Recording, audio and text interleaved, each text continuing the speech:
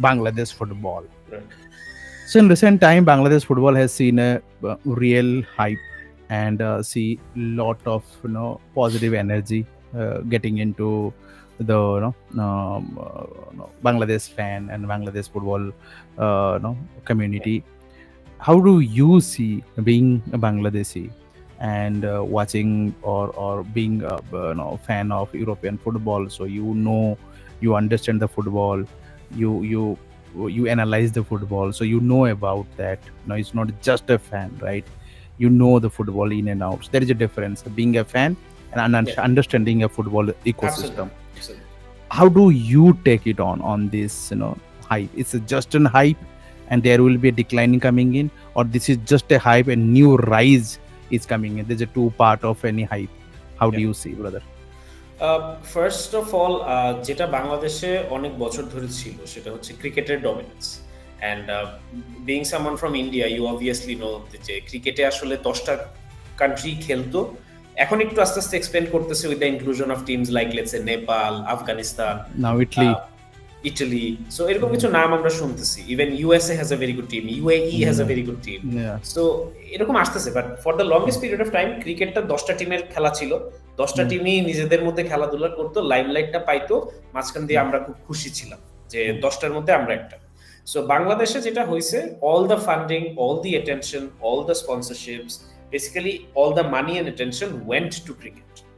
And what sort of resulted in যে ফুটবলটা আসলে একটা চিপায় হারাই গেছিল, এবং এখানে ফুটবলেরও দোষ আছে। ক্রিকেট নিজের শক্তিতে নিজেকে উঠাইছিল with players like Shakib Al Hasan, Tamim Iqbal, Mashrafi bin Murtaza, but football didn't produce any Shakib Al Hasan or Tamim Iqbal or Mashrafi bin Murtaza. True. So football always failed in that aspect. এবং যেটা হয়েছে যে দুই দিক থেকেই, যখন আপনি খেলার জায়গা থেকে উঠতে পারতেছেন না, তখন আপনার ফাইন্যান্সিয়ালসও অবভিয়াসলি ড্রপ করতেছে। সো সেই জায়গা থেকে অনেক বছর লাগছে, অনেক সময় লাগছে, অনেক পরিবর্তন লাগছে, যে এখন এসে আমাদের যে বোর্ডটা আছে, এই বোর্ডটা নিয়ে আপনি দুই ধরনের মন্তব্যই পাবেন। কেউ কেউ বলবে যে এখানে সিন্ডিকেট আছে, কিছু কিছু ক্ষেত্রে আমি বলবো অবশ্যই আছে। আবার কিছু কিছু মানুষ আছে যারা হচ্ছে এখন এসে অ্যাকচুয়ালি ফুটবলের ল্যান্ডস্কেপটাকে চেঞ্জ করতে চায়। এবং এটা যদি সত্যি না হইতো, আপনি আমাকে এই কোয়েশ্চেনটাই আজকে করতেন না, যে এই যে ফুটবল চেঞ্জ হচ্ছে, এটাকে আসলে লং লাস্টিং হবে কি।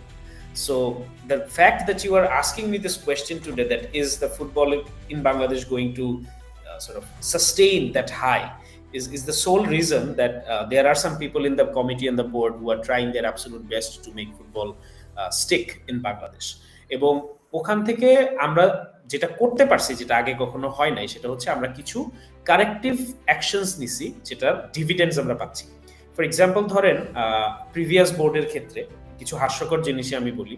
ফর এক্সাম্পল ধরেন সামওয়ান লাইক হামজা চৌধুরী। এখন হামজা চৌধুরীকে যদি আপনি বলেন যে আপনি বাংলাদেশ প্রিমিয়ার লিগে এসে খেলে নিজেকে প্রমাণ করে তারপরে বাংলাদেশের জন্য খেলতে হবে, এটা তো একটা খুব হাস্যকর বিষয়, তাই না? সো সেখান থেকে যখন নতুন বোর্ড আসলো, তারা এই ধরনের ননসেন্সিক্যাল কথাবার্তা বা এই ধরনের প্রসঙ্গ তুলেই নেই।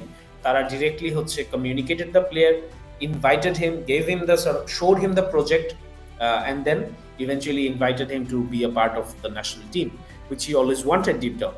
So in that aspect, I think yes, there are still some মানে কি বলবো, প্রিভিয়াস বোর্ডের বা যাই বলি না কেন, করাপ্টেড কিছু মানুষজন আছে, বাট অ্যাট লিস্ট এখন কিছু মানুষজন আছে যারা অ্যাকচুয়ালি ফুটবলের ভালো করতে চায়।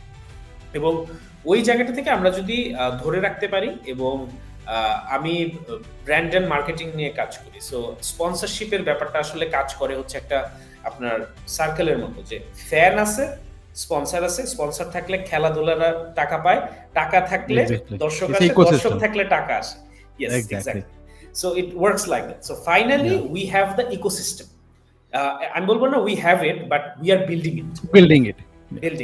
There are sponsors coming in, they are investing money, the fans are going to the stadiums. আপনি দেখছেন কিনা আমি জানি না, যে সিঙ্গাপুরের সাথে আমাদের যে ম্যাচটা ছিল, crazy environment, absolutely crazy environment. The capacity was like what, 22,000. There were at least 40 to 50,000 people outside. So it was absolutely crazy. So wow. Like in Bangladesh right now, you can even fill up Camp Nou if you want to like host a game. So it's that level of excitement right now in Bangladesh. But what the team needs to do is এই এক্সাইটমেন্টটা ধরে রাখতে পারবে কিন্তু একমাত্র প্লেয়াররাই, তাদের খেলা দিয়ে। এবং এটা যদি না হয় তাহলে কিন্তু আসলে দিন শেষে যে ভালো কাজটা আমরা করতে পারছি এটা হারাই যাবে আসলে। So as he said, you have to keep working. There is no any labs will collapse everything. So yeah, I totally agree on it. One more thing I just want to know, okay, yes, you got Hamza, you got Samit, but what I see, there might be a very bit of question which all the fans might not like it, but I'll ask.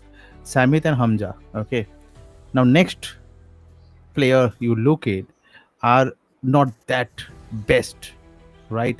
Either second division, third division, fourth division, and going to that Hakim is around 7 to 8. Do you think this group of player can bring Bangladesh to a place where all fans are gonna happy? Because what I predict is next 2-3 years, if Hamza and Samit in their prime not able to produce what everyone is looking for, then the question will be asked. So do you think what else has to be done so that जो progress है result level, not the administration level, they are doing well, you are saying they are building it, but result is also important. तो result कैसे आएगा, क्या और कुछ चीजें miss out हो रहे हैं जो कि रिजल्ट, क्योंकि अभी एशिया कप दोनों हम ना इंडिया ना बांग्लादेश, लग रहा है कि हम दोनों भाई साहब भाई भाई करके धीरे से बाहर जाने वाले हैं, और एक मैच इधर उधर हो गया, we are gone, simple as that. मतलब और 2-3 साल के लिए बाय बाय टाटा, ठीक है, फिर खेलते बैठेंगे साफ फुटबॉल, ना तुमको फायदा है ना मुझे फायदा है, किसी को कुछ फायदा नहीं है, बस मजे मजे हैं। Now will go again the Asia cup, and if the things won't turn out neither for us or you, do you think this will create a lot of impact? और क्या करना चाहिए कि वो सही दिशा पे चलते रहे, कोच चेंज और what else you think? I think that's a very good question. আপনি খুব ভালো একটা পয়েন্ট এখানে তুলে ধরছেন যে হামজা এন্ড শামিতের পরে কি ওরা আসলো, ওরা শুরু করলো, বাটের পর বাংলাদেশের আন্ডার 20 যে টিমটা, ন্যাশনাল টিম যেটা, সেখানে বেশ কিছু প্রসপেক্ট আছে, এবং এই প্রসপেক্ট গুলা শুধু ধরেন আমার কাছে যতটুকু অল্প দেখতে পাইছি, তাদেরকে আমার কাছে মনে হচ্ছে যে they are extremely talented. Murshed Ali is one of them, আরো বেশ কিছু প্লেয়ার আছে যারা হচ্ছে they have the capability to become very big footballers.